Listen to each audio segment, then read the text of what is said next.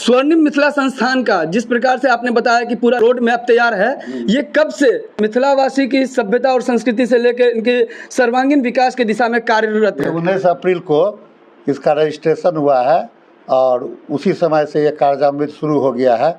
और हम लोगों ने इसके में अभी एक शिविर लगाए हैं, स्वास्थ्य शिविर, वो भी अप्रैल में ही लगाए हैं। अभी एक स्ट्रेस मैनेजमेंट पर एक कार्यक्रम किया है, वो भी मई में किया है और आगे भी करने का विचार है। ये जो आपने शिविर लगाया था, क्या निःशुल्क चिकित्सा शिविर सब जगह लगे? निःशुल्क चिकित्सा दवा बांटे थे हम लोग, ये अपनी संस्था के तरफ से बांटे थे दवा।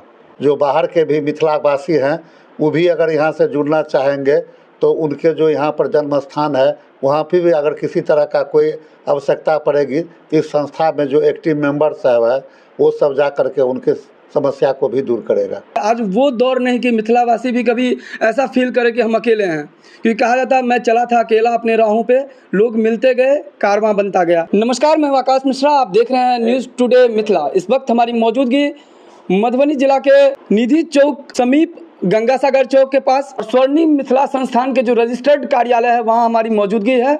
मिथिला के सर्वांगीण विकास और उनके चहुमुखी विकास को लेकर इसी उद्देश्य से इसकी नींव डाली जा रही है और स्वर्णिम मिथिला संस्थान जो कि अंतर्राष्ट्रीय पटल पे काम करने वाला है और हर परिप्रेक्ष्य में कहीं ना कहीं जरूरत है कि मिथिला का किस प्रकार से विकास हो। स्वर्णिम मिथिला संस्थान का जो उद्देश्य है, किस उद्देश्य से ये आधारित है, इनका क्या विजन है, क्या गोल है, इन सब विषयों पर हमारी बात विशेष रूप से होगी एक्सक्लूसिव इंटरव्यू में। हालांकि किसी परिचय का मोहताज नहीं है, 30 वर्ष का अनुभवी, मेडिकल के फील्ड में MD भी हैं, मधुबनी मेडिकल कॉलेज के पैथोलॉजी लैब के डायरेक्टर इस वक्त हमारे साथ हैं और विभागाध्यक्ष भी हैं, पैथोलॉजी के ट्रस्टी हैं, उनसे हम जानते हैं ये जो स्वर्णिम मिथिला संस्थान है इसकी आवश्यकता क्यों पड़ी? आवश्यकता इसलिए पड़ी कि हमारी मिथिला जो है सो अपनी गौरव को और अपनी प्रतिष्ठा को बहुत कमज़ोर कर लिया है। स्वर्णिम मिथिला संस्थान नींव डाला है, आखिर क्या इसका उद्देश्य है? इसका उद्देश्य है स्वास्थ्य के विषय में, स्वास्थ्य के लिए हम लोग जगह जगह पर मिथिला के विभिन्न तरह के गाँवों में वहाँ पर कैंप लगाना, हेल्थ अवेयरनेस का प्रोग्राम करना और योगा के विषय में योगा का कैंप लगाना और नेचुरोपैथी का कैंप लगाना। उसी तरह से शिक्षा के लाइन में जहाँ जहाँ गरीब विद्यार्थियों का छात्रवृत्ति प्रदान करना, गरीब विद्यार्थियों के लिए वस्त्र और किताबों का व्यवस्था करना। इस तरह से हम लोगों को विद्यालय का छोटा छोटा रूप में इसका कार्य करना है। इसका अभी तक कैंप भी हुआ है। बिशनपुर में हम लोग हाथले में स्वास्थ्य शिविर लगाए हैं और यहाँ पर भी अभी स्ट्रेस मैनेजमेंट के लिए एक प्रोग्राम किया है और उसी तरह से योगा का भी कार्यक्रम सब हुआ है। तो इसमें बहुत सारे कॉस्टिंग की आवश्यकता है, ये कैसे मैनेज होने वाला है? हम लोगों के संस्थापक हैं, वार्धा के हैं श्री मणिलाल पाठक जी, वही संस्थापक हैं। उनके द्वारा वो सेवाग्राम में भी बहुत दिन तक विनोबा भावे जी के साथ भी काम किए हैं और उनके द्वारा हम लोगों को चलाने के लिए बहुत फंड मिल रहा है और हम लोग अपना भी फंड अभी लगाए हैं। कितने लोग हैं जो सम्मिलित हैं? हम लोग इसमें टोटल 11 बोर्ड ऑफ डायरेक्टर्स हैं। प्रकाश मिश्रा हैं जो मर्चेंट नेवी में कैप्टन हैं, वो भी ट्रस्टी हैं। रमेश चौधरी हैं, वो भी वाइस चांसलर हैं शिमला यूनिवर्सिटी में, वो भी बोर्ड ऑफ डायरेक्टर्स में हैं। उसी तरह से श्री प्रेम सागर जी हैं, वो भी संस्कृति के लिए उनको उसका विभाग दिया गया है। जिस प्रकार से आपने बताया कि सभ्यता और संस्कृति लोग भूलते जा रहे हैं, कैसे पुनरुत्थान होने वाला है? इसका जगह जगह पर इसका लिए संस्कृति के माध्यम से और तरह तरह का आयोजन करा करके हम लोग अंतर्राष्ट्रीय स्तर पर काम करने वाला है ये संस्था। तो मिथिला के जितने भी लोग जहाँ जहाँ से हैं सब इससे जुड़ने वाले हैं? जो मिथिला में जन्मे हैं या जो इससे प्रेरित हैं उन सबों को हम लोगों का जोड़ने का है। मिथिला की खोई हुई गरिमा को पुनर्स्थापित करना है, यही उद्देश्य है। मेरा नाम डॉक्टर राजकुमार झा हुआ और मैं अभी मधुबनी मेडिकल कॉलेज में पैथोलॉजी विभाग में विभागाध्यक्ष हूँ और लैब का भी डायरेक्टर हूँ। जो मिथिला के हृदय स्थली कहलाने वाली मधुबनी, यहाँ मिथिला का किस प्रकार से जीर्णोद्धार हो, मिथिला की सभ्यता और संस्कृति जो लोग भूलते जा रहे हैं, बिसरते जा रहे हैं, उसको फिर से पुनर्जीवित कैसे हो और इसका कैसे पुनरुत्थान हो, इस दिशा में सतत प्रयत्नशील स्वर्णिम मिथिला संस्थान जो अभी अभी या इसका बीजारोपण कह सकते हैं कि ये शुरुआती दौर है, तो कहीं ना कहीं ये भी बताया जा रहा है कि ये राष्ट्रीय हो या अंतर्राष्ट्रीय मंच, हर जगह ये मंच के माध्यम से जितने भी लोग मिथिलावासी हैं जो अपने जीविकोपार्जन के लिए वो सब देश में या प्रदेश में कहीं भी रह रहे हों, वैसे सभी लोगों को जोड़ने का काम होगा। 11 बोर्ड ऑफ डायरेक्टर्स हैं, सारे मिल करके अपने अपने क्षेत्र में काम करेंगे, चाहे वो संस्कृति पटल पे हो, चाहे स्वास्थ्य के पटल पे हो, चाहे शिक्षा के पटल पे हो। जहां पर यह देखा जा रहा है कि लैक ऑफ एजुकेशन यानी शिक्षा में कमी देखी जा रही है, जिस वजह से बहुत सारे चीज जिस स्तर पे होना चाहिए उस स्तर पे नहीं हो पाता है। इनका कहना है कि कई बार ऐसा देखा गया है कि कई मिथिलावासी जो कुछ अपना अब धरोहर के रूप में सहेजना चाहते हैं, अपनी सभ्यता और संस्कृति का मूल्यांकन करना चाहते हैं, लेकिन बहुत ऐसी उनका एम्बिशन होता है जो उनके अंदर ही दब जाता है। तो कहीं ना कहीं वैसे लोग भी जुड़ करके उनका जो मिशन है, इनका जो मिशन है, उनमें मिल करके मंजिल को पा सकते हैं। और नीचे ये कॉन्टैक्ट नंबर आप स्क्रीन पे देख रहे होंगे, इनसे विशेष जानकारी के लिए संपर्क संख्या पर आप संपर्क भी कर सकते हैं। स्वर्णिम मिथिला संस्थान जी, इसमें भी आपको जो है एक सदस्य के रूप में आपने कार्यभार लिया।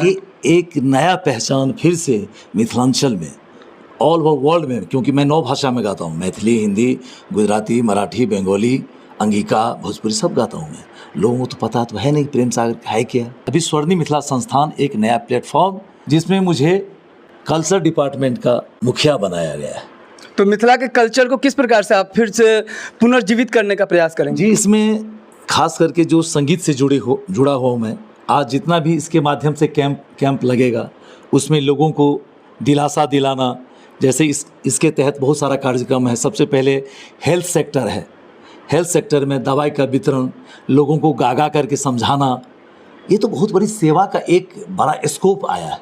कल्चर अवेयरनेस के काम करेंगे आप? जी एकदम 100% जन तक जाएंगे, हर गांव में जाएंगे, कैंप लगाएंगे।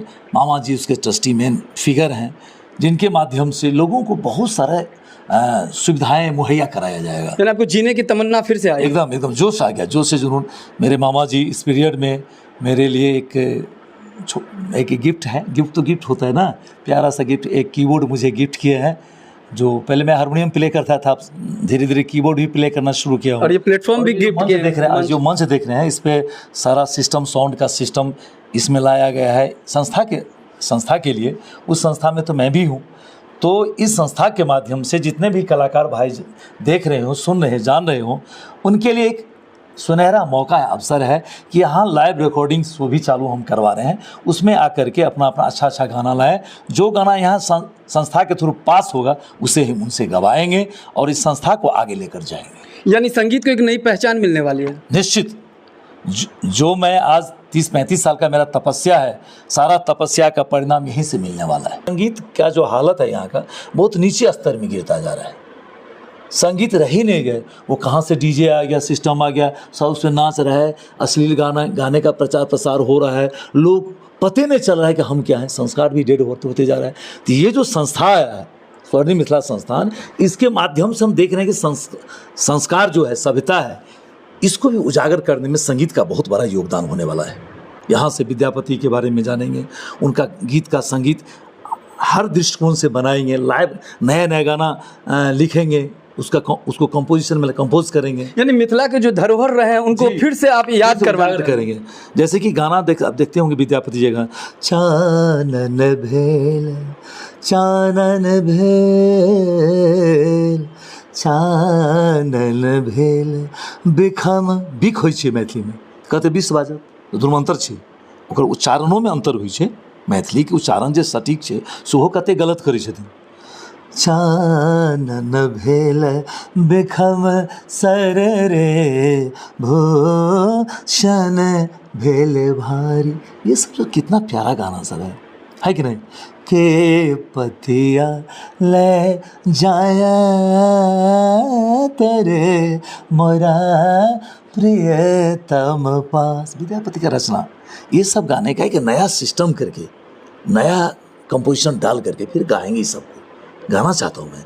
कुछ लोगों का कहना है कि प्रेम सागर जी पैरोडी ही गाता है। पूरे मिथिलांचल के सिंगर पैरोडी गा रहा है और बदनाम करने के लिए मुझे बदनाम कर दिया गया। मैंने पैरोडी गाया तो आप कौन सा धरोहर ट्यून गा रहे हैं? अभी तो पैरोडी गा के सुपर हिट हो रहे हैं। इस वीडियो को ज़्यादा से ज़्यादा शेयर करें। इस चैनल पर नए हैं तो चैनल को सब्सक्राइब कीजिए। आप देख रहे हैं न्यूज़ टुडे मिथिला आकाश मिश्रा के साथ। फिर मिलते हैं नए वीडियो में नए न्यूज़ के साथ। तब तक देखते रहिए न्यूज़ टुडे मिथिला।